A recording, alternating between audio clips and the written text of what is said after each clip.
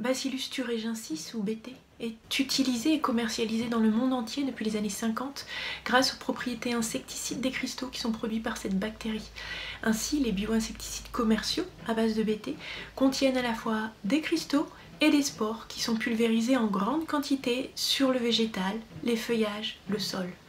L'utilisation de BT en tant qu'agent de biocontrôle représente un traitement qui est ciblé, efficace et avantageux dans la lutte contre les nuisibles que sont les insectes piqueurs et ravageurs des cultures. Cependant, après récolte, la persistance des spores de BT sur le végétal engendre les taux de contamination en Bacillus cereus présomptif pouvant dépasser les critères microbiologiques fixés par les industriels de l'agroalimentaire. Et cela sans pouvoir distinguer les Bacillus cereus des Bacillus thuringiensis, qui apparaissent tous deux avec des aspects de colonies similaires sur gélose. Ainsi, parmi les colonies de Bacillus cereus présomptif, comment distinguer les souches de bioinsecticides commerciales, utilisées pour la protection des cultures, des souches toxinogènes à l'origine d'intoxication alimentaire? C'est l'un des objectifs qui a été atteint par le projet BTID et qui portait sur le développement d'outils pour identifier, tracer et contrôler les contaminations de Bacillus thuringiensis de la fourche à la fourchette. Nous avons réalisé 4 livrables majeurs. Le premier concernait le recensement des pratiques agricoles, qui est basé sur l'utilisation de 9 souches pour 327 usages sur des cultures légumières, arboriculture fruitière et viticulture.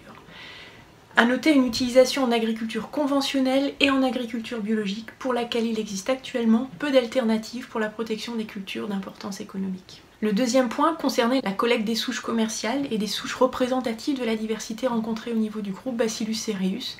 Cela nous a permis de caractériser d'un point de vue moléculaire et phénotypique le comportement de ces souches et de positionner les souches de bioinsecticides au niveau d'un sous-groupe qui est spécifique. Cela nous a aussi permis de développer des outils de typage moléculaire et protéomique afin de tracer ces souches. À l'issue de ce projet, nous avons développé une interface gratuite accessible sur le net pour l'identification du sous-groupe comportant les bioinsecticides commerciaux. Nous avons également réalisé une preuve de concept avec le suivi de la souche de biocontrôle du champ à l'assiette. Et ce projet a permis la mise à jour de l'outil SimPrevious pour la prévision du comportement de ces souches qui persistent sous forme de spores, aussi bien sur le végétal que dans l'aliment, avec des niveaux de contamination qui sont 2 fois plus importants dès l'instant qu'il y a eu un traitement de biocontrôle.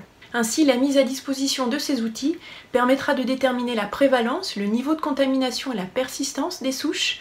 Il restera à évaluer la capacité de germination et de développement dans des conditions pouvant amener à des intoxications alimentaires. Pour conclure, je dirais que ce projet reste sensible et d'intérêt économique. Il nécessite une sensibilisation à la diversité microbiologique qui est rencontrée, mais également de poursuivre une discussion constructive au niveau global en y associant les différentes parties prenantes.